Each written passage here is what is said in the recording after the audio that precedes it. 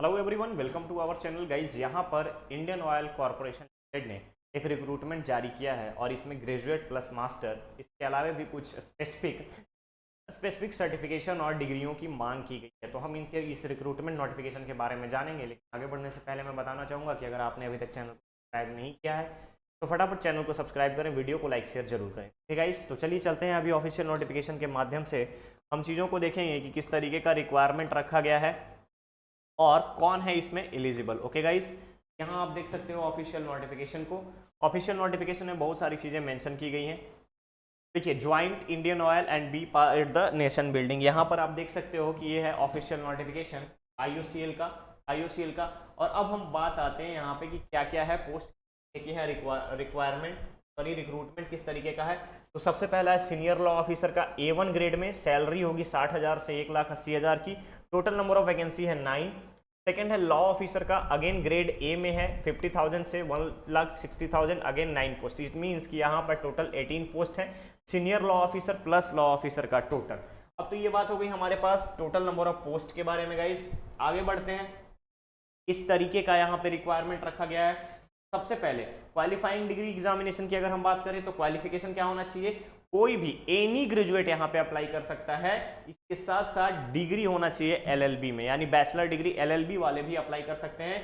साथ ही साथ अगर किसी ने 5 इयर्स का इंटीग्रेटेड एलएलबी किया है तो भी अप्लाई कर सकता है।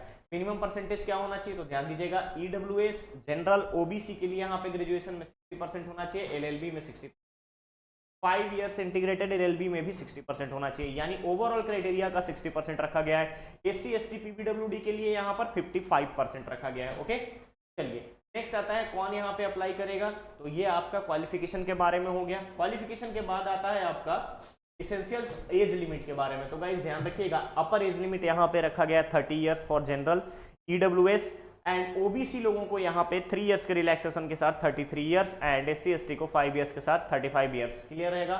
चलिए, किस तरीके से एज लिमिट यहाँ पे मेंशन किया गया है कि इतने से इतने के बीच में आप इस टाइम स्टैम्प से पहले आप पैदा नहीं होने चाहिए और इस टाइमलाइन के बाद पैदा नहीं होने चाहिए।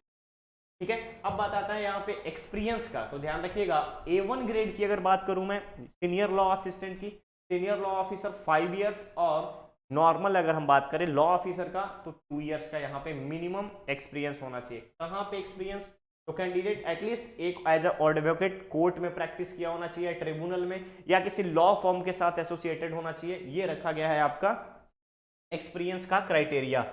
नेक्स्ट आता है आपके पास कि एक्सपीरियंस का प्रूफ कैसे करेंगे। तो एक्सपीरियंस प्रूफ करने के लिए आपको डिफरेंट ऑर्गेनाइजेशन का यहाँ पर ऑफिशियल लेटर के साथ साथ एनओसी लेना रहेगा और एक्सपीरियंस सर्टिफिकेट आप यहाँ पर देंगे। ठीक है, चलिए नेक्स्ट, ये सारी चीजें उसी के बारे में बताई गई हैं कि रिजर्वेशन किस तरीके से मिलेगा। रिजर्वेशन का ऑलरेडी मैं बता चुका हूँ। डॉक्यूमेंट रेडीनेस किस तरीके से होगी, फिजिकल फिटनेस होगा यहाँ पर। इसके बाद आता है अप्लाई कैसे करना है। तो ध्यान रखिएगा, यहाँ पर कोई फीस, ध्यान रखेंगे, कोई फी नहीं लग रहा है अप्लाई करने का।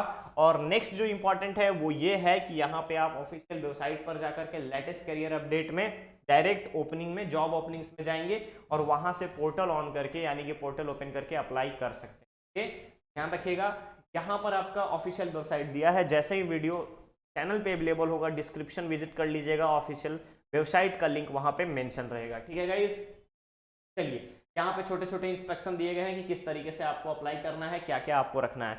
नेक्स्ट जो हमारी इंपॉर्टेंट चीज है वो है आपका सिलेक्शन का प्रोसेस। तो ध्यान रखिएगा, सिलेक्शन प्रोसेस जो होगा वो यहाँ पर देखेंगे performance of candidate in CLAT 2022 PG. इसके बाद एक ग्रुप डिस्कशन या ग्रुप टास्क या पर्सनल इंटरव्यू, इनमें से किसी भी बेसिस पर आपका हो सकता है। तो ध्यान रखेंगे, यहाँ पर जितने भी लॉ ऑफिसर के लिए अप्लाई कर रहे हैं उनके लिए कंडीशन दी गई है पर्सनल इंटरव्यू के साथ group discussion. Guys, short listing किस तरीके से किया जाएगा उसके बारे में आपको बता दिया गया है कि पहले जीडीपीआई का जो आपका बेसिक परफॉर्मेंस रहेगा उसके आधार पर यहाँ पर शॉर्ट लिस्टिंग जाएगा।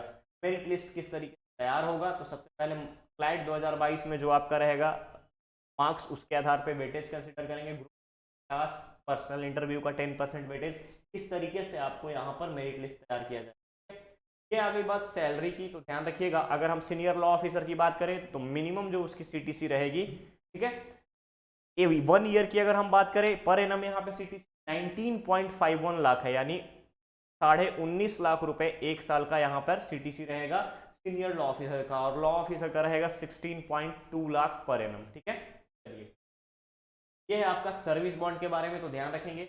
जनरल के लिए 3 लाख का यहाँ पर सर्विस बॉन्ड रहेगा। SC ST के लिए अगर हम बात करें और EWS के लिए 50,000 रुपये का बॉन्ड रहेगा।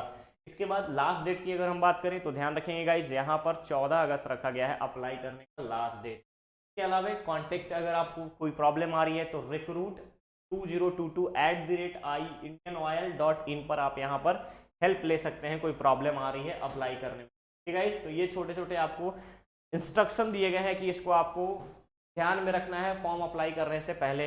ओके, ये है आज का IOCL का, इंडियन ऑयल कॉर्पोरेशन लिमिटेड का नोटिफिकेशन का रिक्रूटमेंट अपडेट।